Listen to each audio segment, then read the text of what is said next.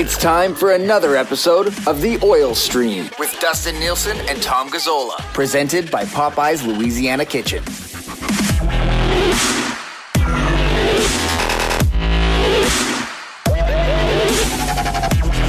Well, hello there, everyone, and welcome to The Oil Stream, the day after a Game 5 loss in overtime to the Los Angeles Kings. The Edmonton Oilers now find themselves down 3-2 after having a 2-1 lead in this series and coming off back-to-back games in which they scored 14 combined goals, had 17 goals in the first 3 games of this series. They have one even strength goal since then. And the Oil Stream is brought to you by Popeye's Louisiana Kitchen. Nothing says drown your sorrows the day after a Game 5 loss like a Popeye's chicken sandwich or the delicious nuggets, now available pretty much all over town. Tommy, what's up, buddy? I had to laugh because that intro, the way you started it, I think sums it all up, Dusty. I mean, hopping on your show this morning, I could just tell where you were at mentally. And I was like, oh, wow, this is eerily reminiscent to 9 hours ago when I was going through the same thing, listening to the same calls and dealing with the same texts. It's been rough, man. Like, wow. And the way you started our show today, I was just like, I hear that. We had about 1,000 text messages this morning. And that's not just like, hey, fill in the blank, fill in one word. Like, that's legit people fired up about what's happened in last night's game, in the series so far, and where things are heading moving forward. And we'll get to that. We'll get to your Ken Morrison Remax question of the day here coming up a little bit later on. But, Tommy, I just don't understand in a Game 5 situation, you're on home ice, you're coming off a game in which you were shut out, so you have no reason to be holding back here at all.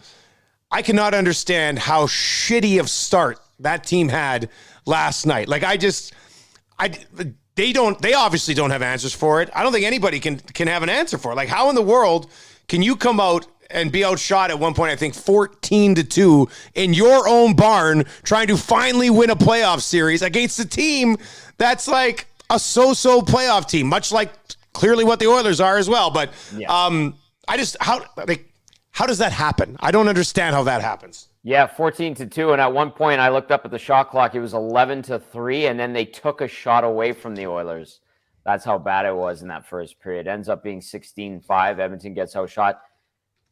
To me, Dustin, it tells me that this team still is dealing with mental shortcomings. They, in their mind, between the years, still have issues with a game like that on home ice. You are in a situation where you can take it and impose your will, and you come out and lay an absolute egg of a first period. You follow it up with a mediocre second period, and then you play maybe 10 or 11 really good minutes and manage to salvage the game, take it into OT, and then just get absolutely dummied in overtime. At this point, it's clear, and we've said it at times on this show, it's the team's collective mindset. Immaturity is a way to put it, and unfortunately, it's still happening, and it could be the downfall of this group. Now, on the flip side, if you want to look at things on a positive light or in a positive light. Bold move here, Tommy. I like it. Bold move. They're still alive. They're still playing. Yeah. The situation is dire, but they have a chance tomorrow to win a game. Can they win one game? Yeah. Can they bounce back from bad performances? Yeah, they've done it before. Can they string together 2 wins in a row in tough situations against good teams? Yeah, they've done it. But, I mean, everything we witnessed last night indicates this is going sideways in a hurry, and Edmonton needs to find a way to stop the bleeding, and it's self-inflicted wounds that has caused the bleeding, quite frankly, Dustin. And that's a great way to describe it, buddy. Self-inflicted. Thank you. And LA has played really hard. They have. Yeah. They truly have. Todd McClellan has the buy-in. He's got a great strategy against Edmonton. He's managed to stymie the Oilers, but the Oilers need to stop the bleeding from self-inflicted wounds. It's so easy to just say, well, the path to victory is to score first down in LA in Game 6. Like, if the Kings score first, they're not even playing a 1-3-1. They're like playing like a 1-4. Like they got the entire group like at or inside the blue line as the Oilers come through the neutral zone. They get the lead, and then they're like, okay, we'll just play our game. The Oilers are gonna have to push, take advantage of a couple mistakes, and all of a sudden, like the Oilers last night.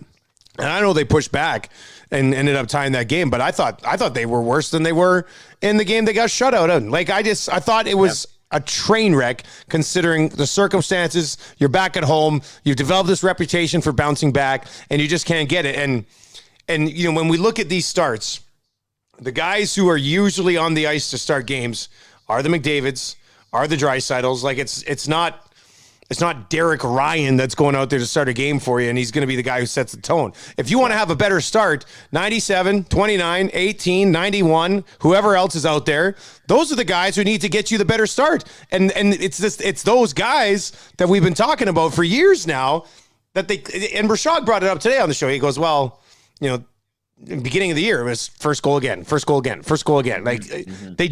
I don't know how you can't get past that when you have the skill to dictate a period like Connor McDavid did last night. Like, where's that at the beginning of a game? Where's that sense of urgency? And how can you possibly not have it for a game 5 at home? I don't get it, man. I just can't believe that we're still sitting here watching these guys talk about, we don't have the answers. It must be in the room. What the fuck are you talking about? Like, it doesn't make any sense, man. It's the same thing over and over. Like, it's just, I don't get it. And here's the other thing too, is you talk about the lack of jump in those starts and stuff, but how about the attention to detail? Something that when this team was cruising in this series and was playing well in the regular season, attention to detail was a focal point, and it was something that was bought into and really, really was something that this team got credit for executing on it. I'll point out a couple of plays. Ryan McLeod gets elevated, and every one of his puck touches in the first period was awful. Like he touched it and it bounced off. The puck was a grenade on his stick. So first goal of the game, he gets 2 opportunities to touch the puck. He gets a pass up the middle. It kind of goes off his stick to, I think it was Dursey, or maybe Stetcher, because Stetcher got the goal. And then all of a sudden, Stetcher can't control it, and McLeod has it, and he just skates by it and doesn't touch it, doesn't take it to the zone. That turns into a neutral zone turnover, comes back the other way, Clapper, 1-0. The Oilers get the equalizer from Zach Kassian, and then you've got your veteran defenseman who's been in the league, 1 Stanley Cups, 1 Norris Trophy. This is a Hall of Famer we're talking about. He gets the puck in his own zone, has a chance to settle it down. Yeah. Dusty, a 20-foot soft chip to nobody into the neutral zone. Okay? The puck comes back, and then a low shot off a rush from Adrian Kempe goes in on Mike Smith. Like, there's so many awful breakdowns there. And it's so disheartening, I could tell, from the fans' point of view, because it's like, well, what was that stupid play? Oh, weak shot on net. How does that go in? And there were so many moments last night where it just cumulatively was just like, oh my God, this is a disaster. And they still managed to take it to overtime. The third goal, Dustin, the waved off icing. Yeah. You can't even blame it on that because, okay, they wave off the icing, go battle for the puck. But it's like the team gave up. Mike Smith, I have no idea what he was doing on that one. He made it so easy for Andreas Athanasiou to put it in. I thought Mike Smith had a bad game. I thought the Oilers' blue line had a bad game. I thought the Oilers' forwards had a bad game outside of 10 minutes. They, again, showed that they are incapable of rising to the occasion in hard, tough moments. And it's disappointing to see that. Again, another playoff year on the verge of being wasted because of their own lack of maturity. It's quite remarkable. Like, I think it was on with 2 guys and a goalie. I kind of laid it out. Like, there's regular season wins and levels that you have to get to. Then there's a level to get to in the playoffs to win games, and we saw that they could do that in games 2 and 3. And then there's a level to get to win the really tough games in the playoffs. Yeah. And the Oilers, the last 2 games, I think we can classify those as really tough games because the other team knew what was on the line. Game 4, if the Kings lose, they're probably done. So they went out and played with desperation. Oilers didn't match it. I think the Kings still felt that going into Game 5. They went out and played like that again, and the Oilers just mentally weren't ready for that hockey game. And I'll talk a little bit about Mike Smith because Mike Smith so far, and I posted a Twitter poll, who should start Game 6, and I think it's like a 68-32 split right now or whatever. Right. I'd say this, if this was the regular season and Mike Smith played the way the last 2 games, Mikko Koskinen is starting the next game. I mean, it's a no-brainer. That's how it would have been all season. And even on that discussion, I'm completely torn. Like, you're almost past the point of no return here with Mike Smith. You got to ride this thing now. Or at the same time, I mean, you won a ton of games with Mikko Koskinen in net, and Mikko Koskinen has actually played well coming off of stretches where he hasn't played. So, like, maybe it does make sense to go there. I don't even know. What I do know is that Mike Smith has 2 wins in this series so far, and both wins came with 6 goals of support and 8 goals of support. And I'm not going to put too much on him when a team gets shut out at the other end. I mean, what are you supposed to do? Could have been perfect, still wouldn't have won that game. But there have been 2 close hockey games in this series, Tommy. And in the first game, he threw a puck right up the middle and absolutely pissed that game away, took it on himself after, said he cost his team the game. Yep. And last night, 3 of his goals were god-awful. And I had people text in and say, but Dusty, he made... I don't care. Like, look at the timing of these goals. We talk about a team that can't get a good start. They come crashing in. Mike Smith holds on to the Kings player's stick, lays on it when he didn't need to, gets drug about a foot, and then lets it go, probably because he's trying to create something. And then by the time he gets up and reset for the shot, it's coming in. He didn't give himself enough time to get set up. If you didn't worry about holding the guy's stick a little bit more because you like to be involved in that type of stuff and just got back up and reset, I mean, there's probably a really good chance you stopped that shot from the point. I don't even want to get into the Kempe goal. I mean, they'd scored. Cassian scores. You were there, Tommy. The building started to get going. The team started to get going. They were rolling the lines. And then, you laid it out. The turnover and everything. That is a shot along the ice that was not deflected, that went right underneath your pad. Cannot happen. Like, that can't happen. The third goal, you talked about the turnover as well, but he just didn't play it like a goalie plays it. Like, you get set up for the shot. If the puck gets passed to the right, goalies don't just go down on their knees and stretch with a leg. They push with one foot and slide over and get in position to face the shot. Like, what are you doing?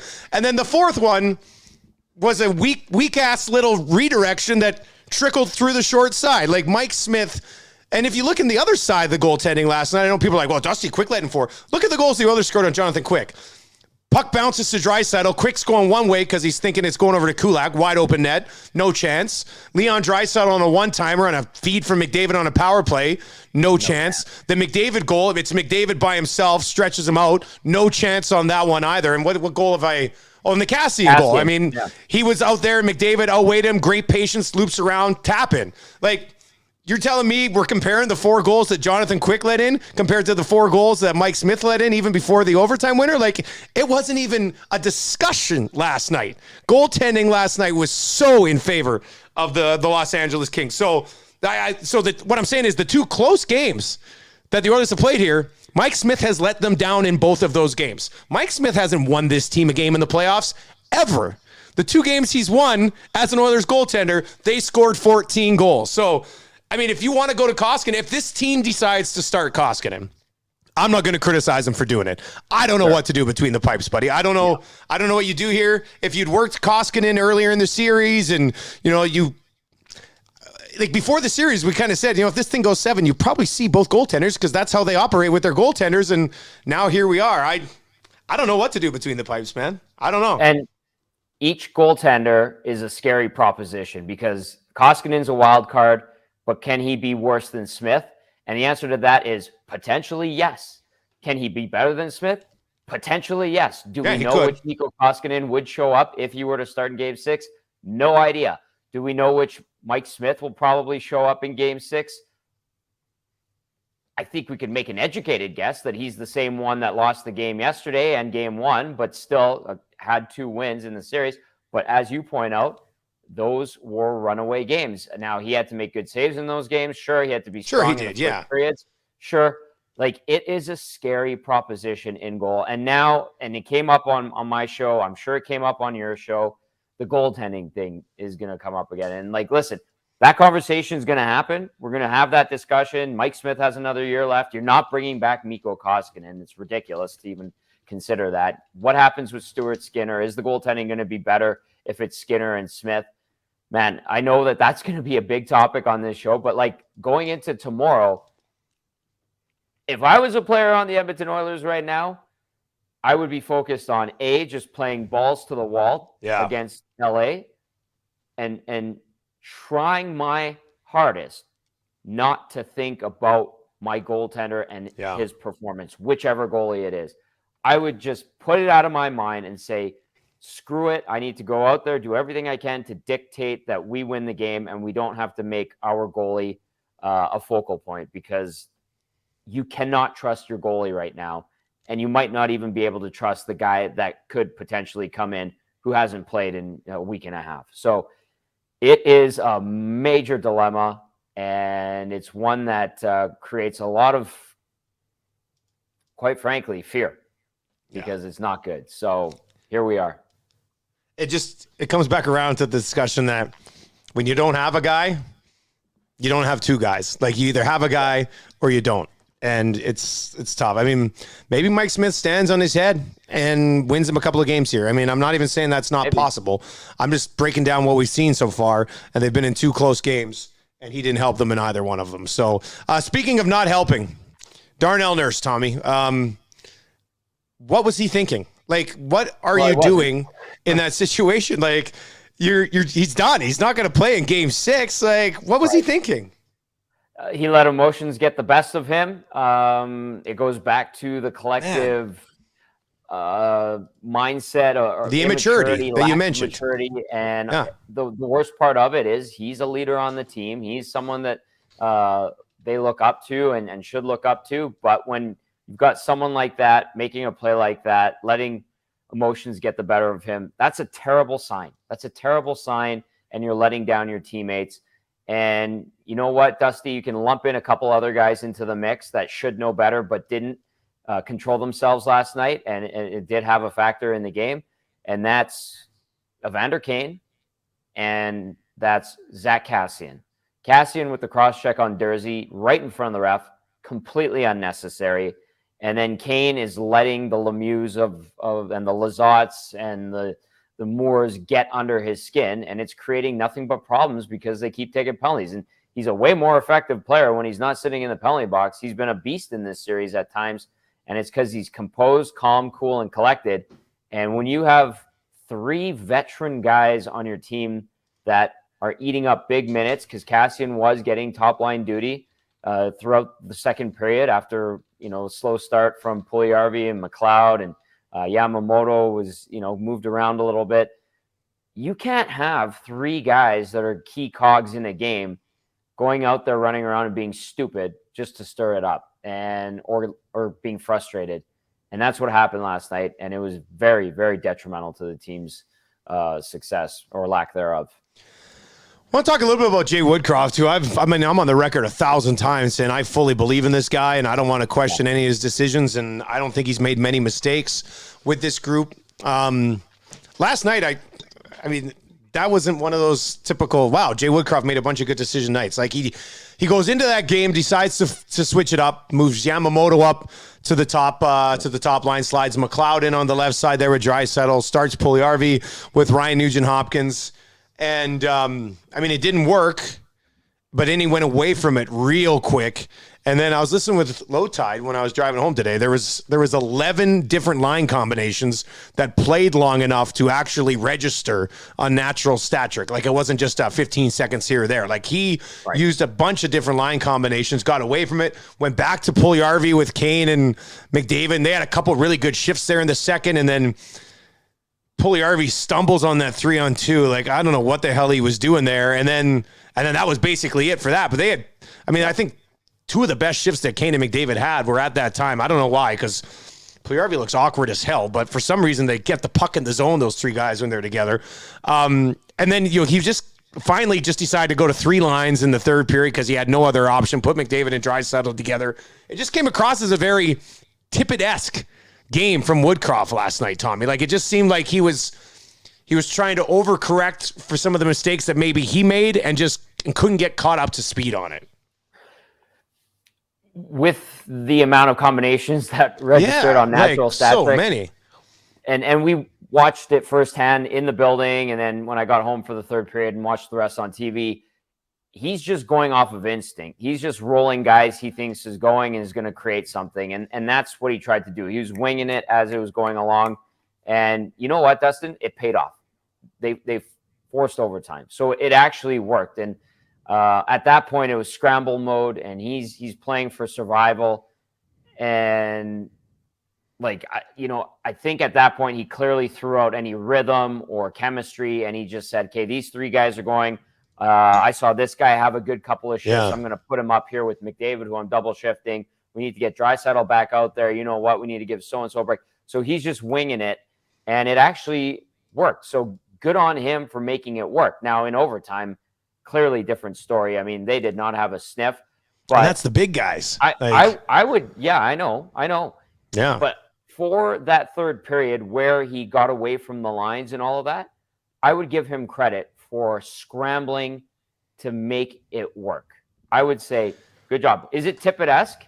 Yeah, but dire situation calls for desperate measures, and it paid off. I think it paid off from an energy perspective because, I mean, they didn't get anything 5-on-5 though from it. They got a power play goal and a shorthanded goal, right? But it kind of got those guys going, and Dusty, which certainly helped. Dusty, that strategy of coaching doesn't work for a prolonged period of time. It doesn't work for a full game. It's a mad scramble, yeah. It works for a very focused amount of minutes, and that's what we saw. It's total desperation mode. It's instinct. And in this circumstance, it actually worked. Now, can you draw it out and do it for a prolonged period of time? Absolutely not. I just want to reiterate that. All right, let's dive into the Ken Morrison Remax question of the day, brought to you by Ken Morrison. Give him a call, 780-993-4815.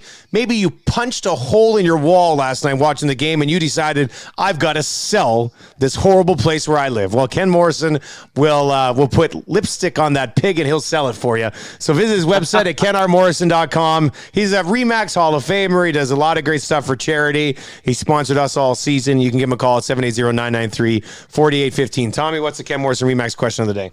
All right. The Ken Morrison Remax Excellence question of the day is this, Dusty. We saw the scramble mode that Jay Woodcroft go into, but going into game 6, does he get the bingo balls out and do something wild with his lines and even stick to them for the entirety of the game? And could you see it working? I don't think he does. I think part of me thinks he'll go back to what he was rolling with in games 2 and 3. Mm-hmm. And does that mean he sticks with it the entire time? I don't know. But I don't think you can blow it up and then just start doing what he did last game. I don't think that's going to work. I think you have to stick with something. That's one thing that Jay Woodcroft has done very well since taking over. Like when this team was 14-0-1 at home down the stretch, it wasn't a lot of got to move this piece here, got to move this piece here. It was leave these guys together, let them build something. And that group that played together in games 2 and 3 scored 14 goals. And it's been, not a good period here. We got to mix it up a little bit. Not a good game there. Got to mix it up a little bit. I think Woodcroft will probably go back to what he had a couple of games ago, but I would be interested to see your thoughts on, do you just put McDavid and Draisaitl together for a game? Like if Draisaitl might not be in a condition physically here where he can carry a line against a Danault or a Kopitar. So take what he does well, which is snipe, put him with McDavid and try to let those two guys run roughshod over the Kings for 2 games and save your season. Where are you at on this, Tommy? I don't think he goes full bingo ball, scrambles it up, and I don't mind him stacking up McDavid and Draisaitl. This is your back's against the wall here. You need to do everything you can to win. what I am curious to see tomorrow when we get there is if he keeps it in some of the guys who were dead weight. I'm talking about Fogle and JP, I'm talking about JP. I'm talking about Ryan McLeod, who had a rough night. Keeps them in the lineup. In the lineup, yeah. I'm talking about in the lineup because Fogle was a mess. Okay, whenever he was out there, he was a mess. JP was a mess. Ryan McLeod, I think the moment got to him, he was a mess. So I'm wondering if he does stack up the big line, and then he looks at Broussard and Shore and says, "Listen, I just need you guys to give me like 8 good minutes. Don't screw this up." And then I'm going to go heavy on the rotation with the other 2 lines, maybe get down to 3 lines midway through the second period, something like that, if the game's being contested and the Oilers don't have a lead. Because, Dusty, like, it's not a sexy proposition by any means, but it can't get worse than what you got from Fogle, Puljujarvi, and McLeod last night. And listen, Ryan didn't play a ton either, but I didn't mind him when he was out there. So is it to the point where you actually consider putting in veteran players for a win-at-all-cost situation? Because those other guys in the biggest game of the year really, really let you down, despite how much more skill they have than the guys you sat. Yeah, it'd be interesting to see, man. That'd be a big one. I mean, that'd be a big move for sure. I mean, but that comes back to my start Koskinen too then. Like, if that's what you're doing. Like, you know what Mike Smith is good enough to do? Mike Smith's good enough to get you down 3-2 in this series. Puljujarvi and Fogle are good enough to get you down 3-2 in this series. I don't care if you played 12 seasons or 3 seasons or have been with the Oilers for 1 season. The recipe for success over the last couple of games has not been there. So if that's what they need to do, then that's what they need to do. I just, like, blows my mind that McDavid and Draisaitl didn't even play 20 minutes last night, buddy. Like, I know he spread it around really well, and the guys really like that.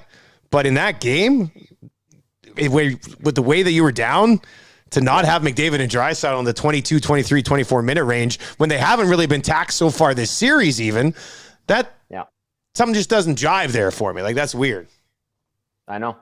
Guaranteed we don't see that tomorrow night, and they will be out there for close to 25 to maybe even 30 minutes if things are bad.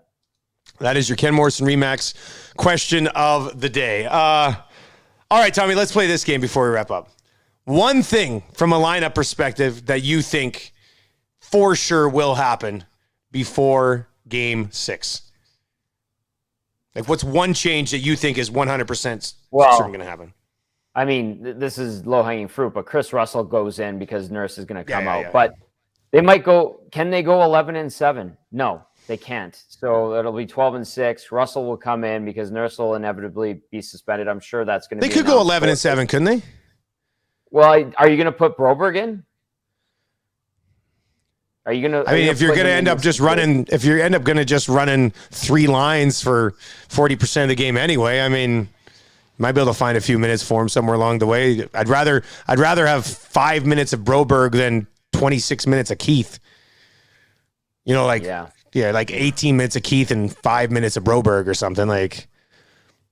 I don't know. I just think if you're going to dial it back, if you're going to, let's say they load up a big line and it's going to play forever and you're not going to run a 4th line at all anyway, then maybe without Darnell Nurse, you need an extra body back on the blue line. I don't know. But Russell's in for sure. Yeah. That's the easy one. I mean, I'm like I said, I'm curious to see if he's toying with the idea of getting in those veteran guys for the guys that gave him nothing yesterday, because you need something. And what those guys did, the ones that we mentioned earlier, they hurt you more than they help in that game, in the biggest game of the year. So let's see what happens. I mean, the real issue here, buddy, is that we're going into a Game 6 and we're talking about putting Shore and Broussard into the lineup. Like, that's how bad it is right now. That shouldn't be the situation that we're at. Like, yet here we are, right? Like. Nope. Exactly. The Draisaitl, I don't even know if we got to this yet. Like, Draisaitl, Hyman, and Yamamoto 5-on-5, pretty much not done anything. Like, they've got 4 combined even strength points in 5 games. Hyman's got 2, Draisaitl's got 2. And I know people are loving Yamamoto, but he doesn't have an even strength point in 5 games in this series. Like, yeah. I don't know if you can keep that line together going into game 6. Yamamoto hasn't done much since game 1. He's worked hard, but he hasn't been effective. Yeah. Even on the forecheck. Huh. Yeah. Interesting times, buddy. Interesting times. You're going to hop on the air. You're doing the Dave Jamieson show at noon today, right? Yeah, I'm hopping on JMO's show. I'm going to host that. I'll probably eat a bunch of shit from listeners for a couple of hours, and then we'll be back at it tomorrow for game 6. That sounds about right. Probably look for after they set the lineups. I'll bang out a quick Oil Stream in 5 on the podcast feed tomorrow, and then we'll be back. Man, Friday's episode of the Oil Stream is going to be interesting one way or the other, buddy. We're either recapping the season or looking ahead to a game 7 on Saturday night in Edmonton, which I really want to see. I mean, just for the series, I think we need a 7th game, and I honestly believe we'll get it. I still think they're going to win this series. I feel like an idiot for saying that after watching them play 5-on-5 over the last couple of games, but we'll see how That's the dichotomy of this team. Yeah. That's the dichotomy of this team. I know. They're brilliant one night, and then the next night you're like, what the hell happened to the team that was great? What happened? It's very frustrating, but it's exciting. I hope we see it to a game 7 here on Saturday. Time will tell, my friend. He's Tom Gazzola. I am Dustin Nielsen. The Oil Stream is brought to you by Popeye's Louisiana Kitchen. If you've been watching on the live stream, make sure you subscribe to the podcast. Just search the Oil Stream on all of your podcasting platforms. And if you're a YouTuber, if you watch a lot of stuff on YouTube, give my YouTube channel a follow at Nielsen Media. You get all the Oil Stream clips and stuff over there as well. Tommy, enjoy the show today. I can't believe you're going in for 2 more hours of that punishment. That's going to be a fun one. I'll have to tune in along the way, and we'll talk to you on, I'll see you tomorrow, man. Yeah, I'm a glutton for punishment. Thank you very much. And since we're pumping up the YouTube, like and subscribe. There you go. Perfect.